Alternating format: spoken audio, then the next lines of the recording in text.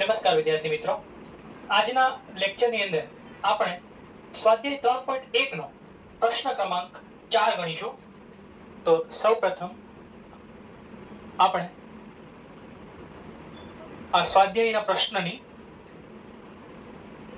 રકમ લખી લઈએ.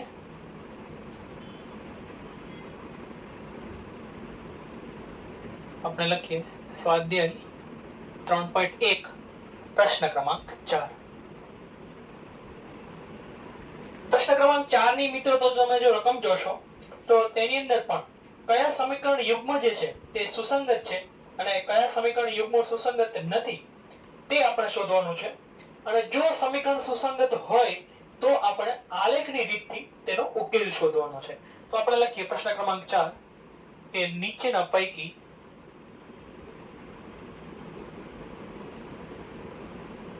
કયું સમીકરણ યુગ્મ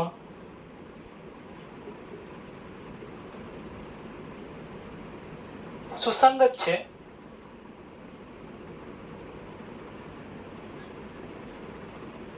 અને કયું નથી તે જણાવો. જો સુસંગત હોય તો આલેખની રીતે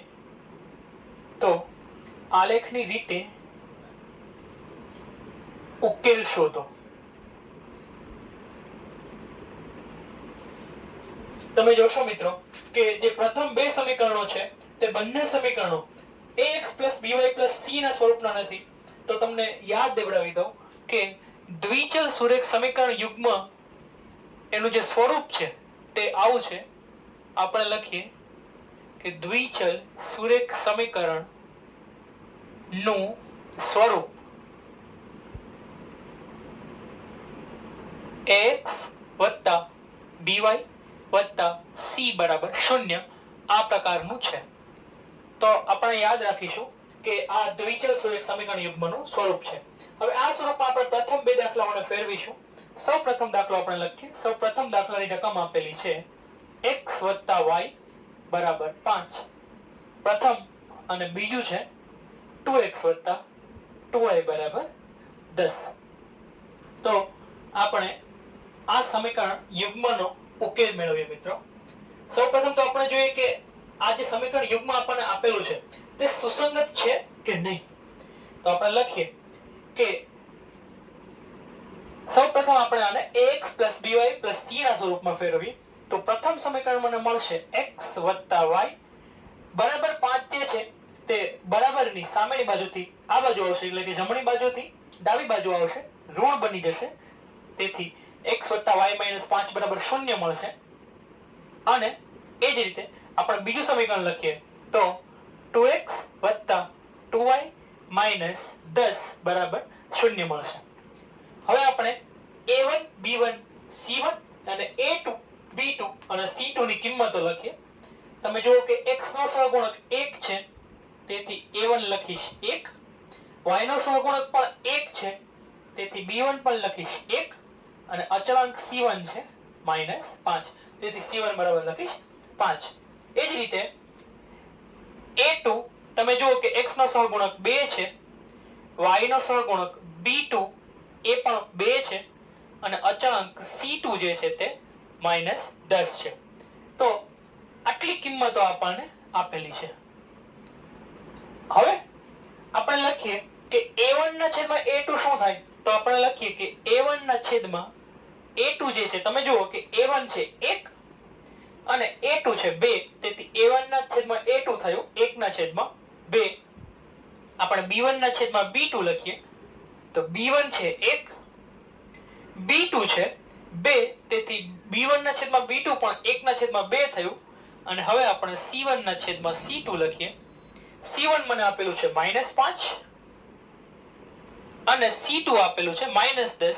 માઇનસ માઇનસ કેન્સલ અને 5 * 10, તેથી એનો જવાબ પણ 1 ના છેદમાં 2 આવશે. તેથી તમે જુઓ કે આપણે લખી શકીએ કે તેથી a1 ના છેદમાં a2 બરાબર b1 ના છેદમાં b2 બરાબર c1 ના છેદમાં c2 મળશે. તો આપણે લખી શકીએ કે તેથી આપણને જે રેખાઓ મળશે તે સંપાતી રેખાઓ મળશે. એટલે કે એક રેખાની ઉપર બીજી રેખાઓ આવેલી હશે અને આપેલ જે સમીકરણ છે તેને આપણે કહી શકીએ કે આપેલ સમીકરણ જે છે તે સુસંગત છે અને અવલંબી છે. તો આપણે લખી શકીએ કે આપેલ સમીકરણ યુગ્મ સુસંગત અને અવલંબી છે. જો મિત્રો તમે આ બંનેનો ગ્રાફ જોશો, આલેખ જોશો, તો આલેખની અંદર પણ આપ જોઈ શકશો કે જે બંને સમીકરણનો તમને આલેખ મળે છે તે આલેખમાં એકની ઉપર એક રેખા આવેલી છે. એટલે કે એક રેખાની ઉપર બીજી રેખા જે છે તે સંપાત થાય છે. તેથી આપણે કહી શકીએ કે આ પ્રકારનું જે સમીકરણ યુગ્મ મને જે મળેલું છે તે સંપાતી રેખાઓ મને આપે છે. આ જ રીતે આપણે દાખલા ક્રમાંક 2 ગણીએ. બીજા દાખલાની રકમ જુઓ. બીજો દાખલો મિત્રો મને આ રીતે આપેલો છે x ઓછા y બરાબર 8 અને એની સાથે આપણને બીજું સમીકરણ આપેલું છે 3x માઇનસ 3y બરાબર 16. તો આ રીતે મને બે સમીકરણો આપેલા છે અને આ બંનેનો મારે ઉકેલ શોધવો છે. તો હવે આપણે લખીએ. સૌપ્રથમ તો આ બંનેને આપણે દ્વિચલ સમીકરણ યુગ્મના ax by c ના સ્વરૂપમાં ફેરવીએ. તો સૌપ્રથમ હું લખીશ x ઓછા y ઓછા 8 બરાબર 0. આની પહેલા જે મિત્રો આપણે કરેલું તે જ રીતે 8 ને આપણે બરાબરની ડાબી સાઈડ લાવીએ તો એ ધનમાંથી ઋણ બનશે. એ જ રીતે 3x ઓછા 3y માઇનસ 16 બરાબર 0. આમાં પણ એ જ રીતે થશે. તો આ બંને આપણે લખીએ. તો a1 તમે જુઓ કે x નો સહગુણક 1 છે, y ની સાથે જે સહગુણક છે તે -1 છે અને અચળાંક જે છે તે -8 છે. એ જ રીતે a2 જે છે તે 3 છે, b2 જે છે તે -3 છે અને c2 જે છે તે -16 છે. તો હવે આપણે a1 ના છેદમાં a2, b1 ના છેદમાં b2 અને c1 ના છેદમાં c2 ગણીએ.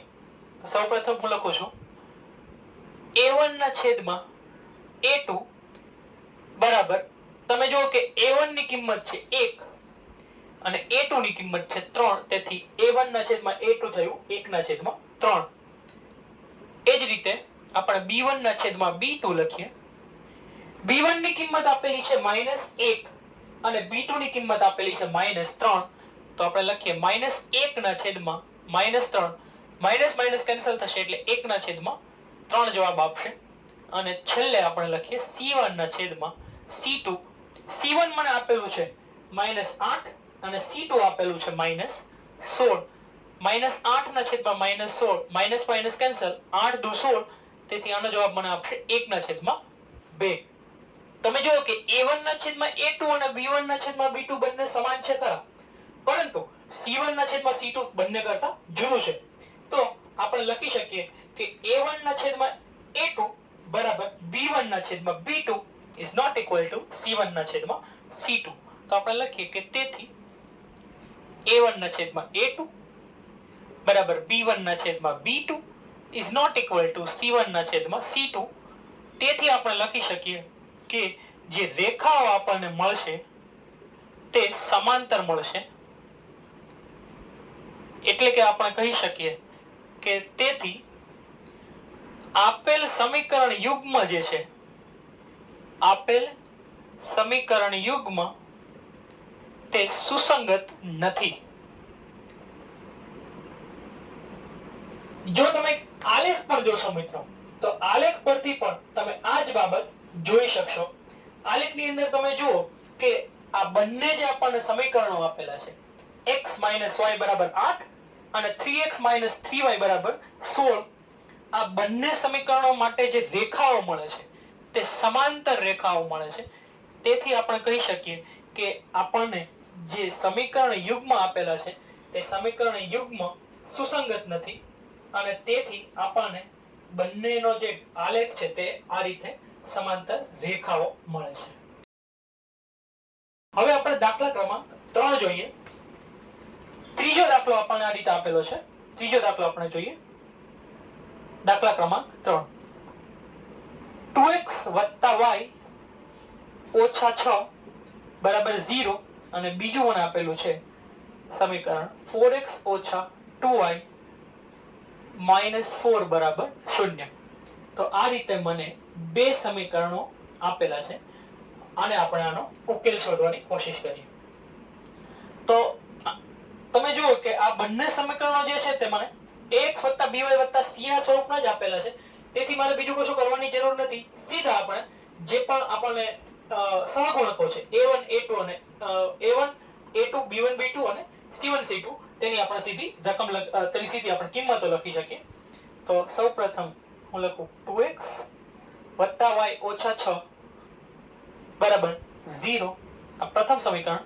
બીજું સમીકરણ લખીએ 4x ઓછા 2y ઓછા 4 બરાબર 0. તો અહીં તમે જુઓ કે a1 જે છે x નો સહગુણક 2 છે તો a1 બરાબર 2. b1 y નો જે સહગુણક છે તે છે 1 તેથી b1 બરાબર 1 અને c1 જે છે અચળાંક જે છે તે છે -6. એ જ રીતે a2 બરાબર x નો સહગુણક છે 4 તેથી a2 બરાબર 4. y નો સહગુણક છે -2 તેથી b2 બરાબર -2 અને અચળાંક જે છે તે છે -4 તેથી c2 બરાબર -4. ફરીથી આપણે ત્રણે ત્રણ ગુણોત્તરો લઈએ. તેથી હું લખું કે a1 ના છેદમાં a2 a1 2 છે અને a2 4 છે તેથી a1 ના છેદમાં a2 થયું 2 ના છેદમાં 4 2 દુ 4 તેથી આ મને મળશે a1 ના છેદમાં a2 મળશે 1 ના છેદમાં 2. એ જ રીતે b1 ના છેદમાં b2 શોધીએ. b1 મળશે 1 અને b2 છે -2 તેથી b1 ના છેદમાં b2 મને મળશે 1 ના છેદમાં -2 અને છેલ્લો ગુણોત્તર આપણે લખીએ. આપણે c1 ના છેદમાં c2 જોઈએ. c1 મને આપેલું છે -6 અને c2 આપેલું છે -4. માઇનસ માઇનસ કેન્સલ થશે 2 તેરી 6 અને 2 દુ 4 તેથી c1 ના છેદમાં c2 મને મળશે 3 ના છેદમાં 2. તમે જુઓ કે a1 ના છેદમાં a2 અને b1 ના છેદમાં b2 બંનેની જે કિંમતો છે તે જુદી જુદી છે. તેથી આપણે કહી શકીએ કે આ પ્રકારના સમીકરણ માટે આપણને જે રેખાઓ મળશે તે છેદતી રેખાઓ મળશે. તેથી હું લખું કે a1 ના છેદમાં a2 is not equal to b1 ના છેદમાં b2. તેથી આપણને છેદતી રેખાઓ મળશે. છેદતી રેખાઓ મળશે અને આપણે કહી શકીએ કે આપેલ સમીકરણ યુગ્મ જે છે આપેલ સમીકરણ યુગ્મ તે સુસંગત છે. બંને સમીકરણો માટેનો તમે ગ્રાફ જુઓ મિત્રો. ગ્રાફની અંદર જો તમે જોશો તો આ બંને સમીકરણો જે રેખા જે બિંદુની અંદર છેદે છે તે બિંદુ આપ અહીં જોઈ શકો અને તેથી આપણે કહી શકીએ કે મને જે સમીકરણ યુગ્મ આપેલું છે તે સમીકરણ યુગ્મ જે છે તે સુસંગત છે.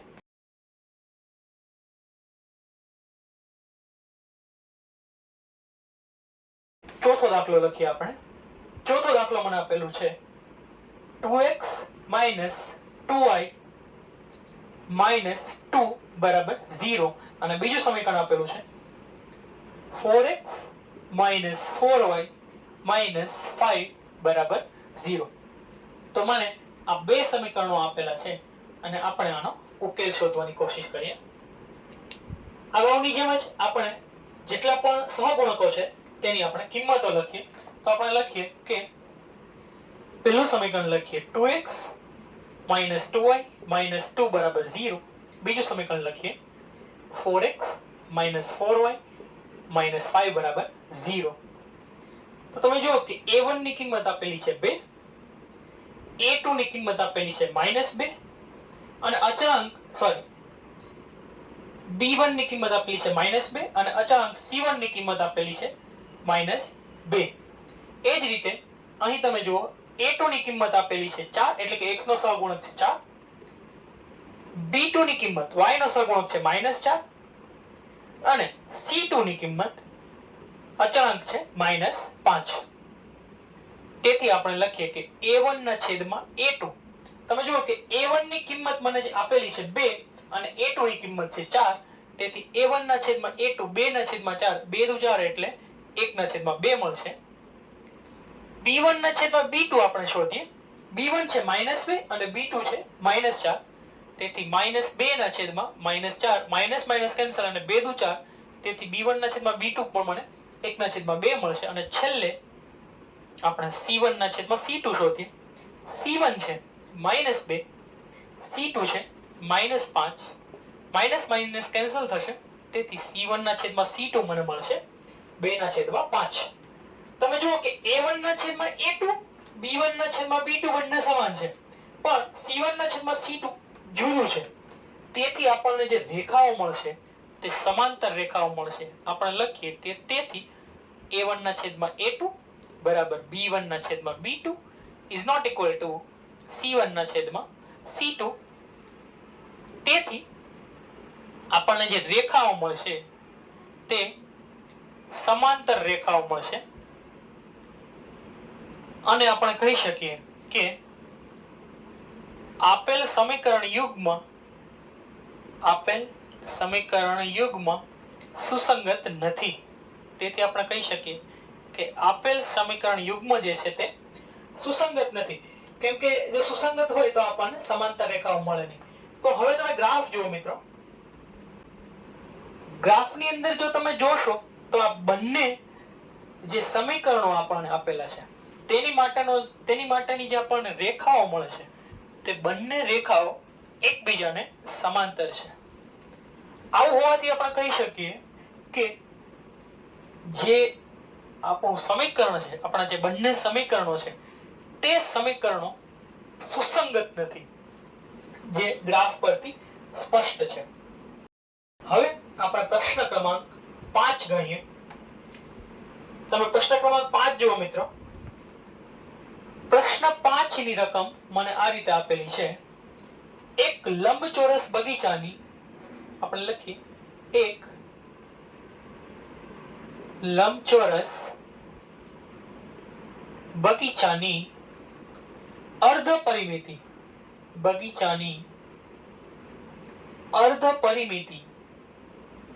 36 મીટર છે. 36 મીટર છે તથા તેની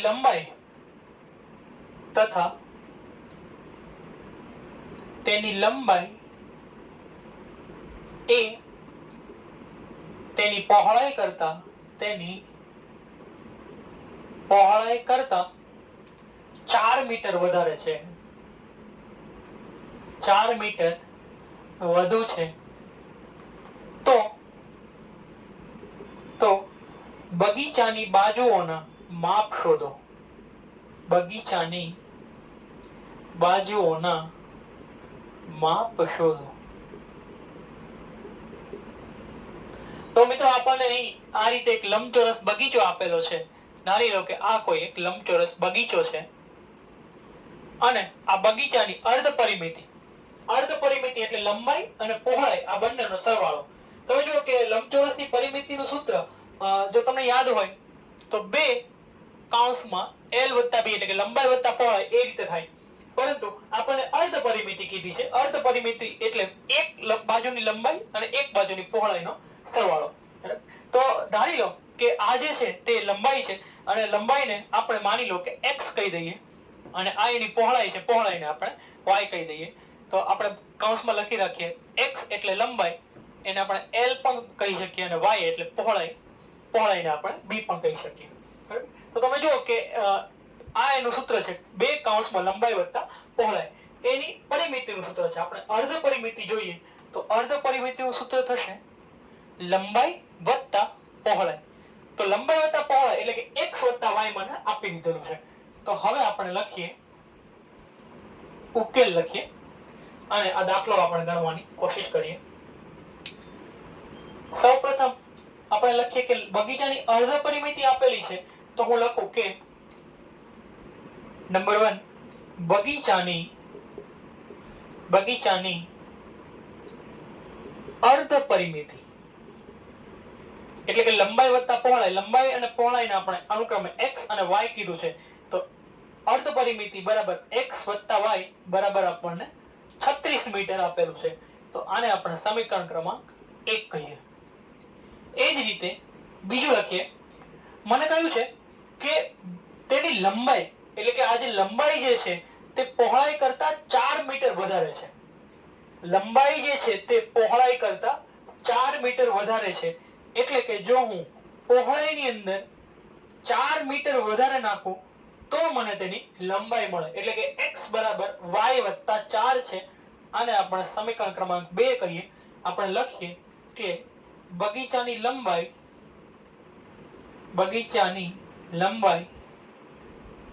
તેની પહોળાઈ કરતા 4 મીટર વધુ છે. તેથી આપણે લખેલું છે કે x બરાબર y વત્તા 4 મળશે. તો આપણને આ બંને સમીકરણો આપેલા છે.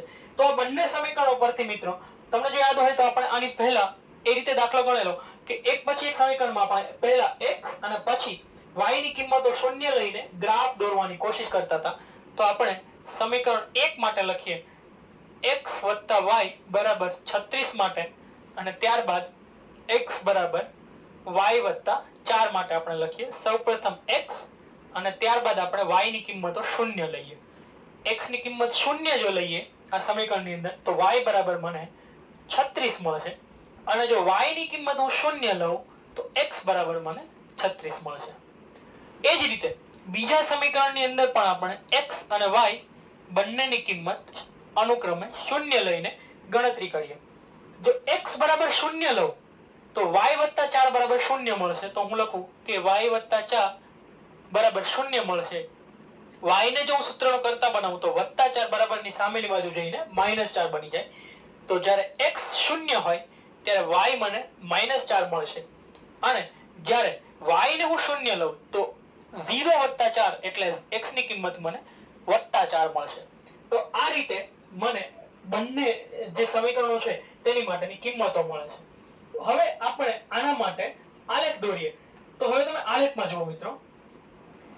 જો તમે આ આલેખની અંદર જોશો તો તમને આ બંને સમીકરણો વડે જે રેખા મળે છે, રેખાઓ જે મળે છે તે તમને 20 અને 20,16 બિંદુની અંદર તમને છેદતી દેખાશે. એટલે કે x, y બરાબર 20,16 મળશે. આ બિંદુની અંદર આ બંને જે રેખાઓ છે તે છેદે છે.